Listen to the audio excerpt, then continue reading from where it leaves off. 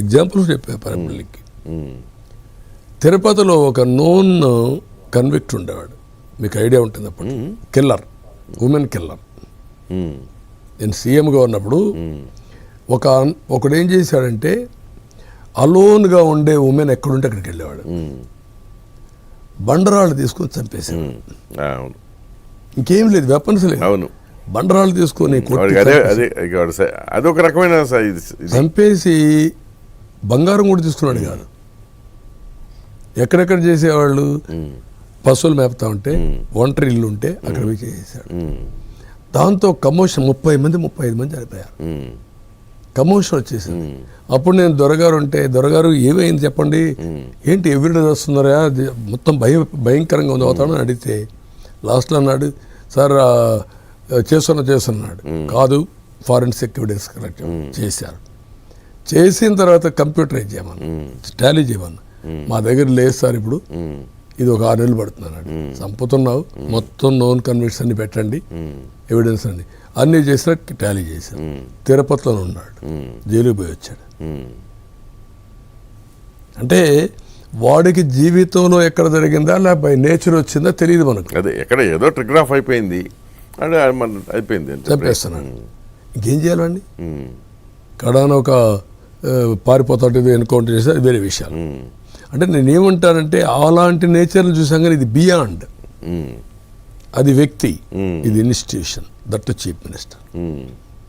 అక్కడ ప్రమాదం వచ్చింది. అంతేగాని ఇప్పుడు ఐఏఎస్ ఆఫీసర్ల అసోసియేషను, ఐపీఎస్ ఆఫీసర్ల అసోసియేషను ఇవన్నీ ఇదివరకు అయితే ఒంటికాల మీద వచ్చేవాళ్ళు.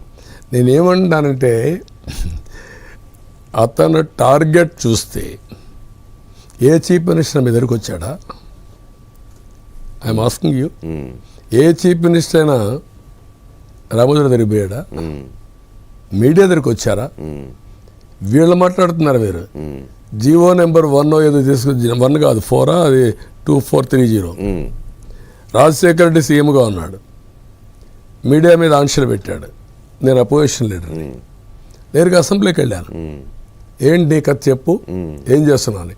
అప్పటికే వీళ్ళు మీడియా పోయి గొడవ చేశారు సెక్రటరియట్లో, రాజశేఖర్ని కథలు లేకుండా. నేను అసెంబ్లీ చేశాను. నువ్వు అదేం లేదు అది ఇది అన్నాడు. నువ్వు ఫైల్ పెట్టమన్నాను. నేను లేదంటున్నాను కదా అన్నాడు. నువ్వు పెట్టవా అని చెప్పి, మీరెలా చెప్పండి, నేను చేయనంటా ఉంటే ఇది పట్టుకుంటాను, మీ వాళ్ళు వచ్చాడు కొంటే మీ వాళ్ళు వదిలేశారు. అంటే అంత భయపడిపోయాడు.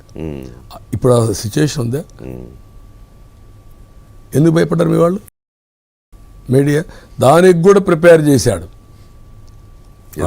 భయపడలేదే, మీరు భయపడడం కాదు నేను చెప్పేది. మీడియా మొత్తం ఏమీ చేయలేని నిస్సహాయతకు వచ్చామంటున్నా, సఫర్ అయ్యా. నేను అదే చెప్తున్నా. ఇప్పుడు ఎగ్జాంపుల్ మీకు తెలంగాణ ఉంది, తెలంగాణలో కూడా మెజారిటీ మీడియాని కేసీఆర్ లొంగ తీసుకుని రాజ్యం చేశాడు. ఆయన ఓటమిని ఆపగలిగారా? మీడియాది ఇక్కడ మీడియానే కాదు, నేను అనేది ఏంటంటే జనరల్గా కూడా ఏ పాలకుడైనా ప్రజల అందరి మనోభావాలకు అనుగుణంగా వాళ్ళలో ఫీల్ గుడ్ క్రియేట్ చేసిన వాళ్ళు మాత్రమే సక్సెస్ అవుతారు. కానీ మీరు కేసీఆర్ చేసిన మోడల్లో 10 ఏళ్ళు ఆయన ఉన్నాడు, ఇలాంటి చేయలే ఆయన.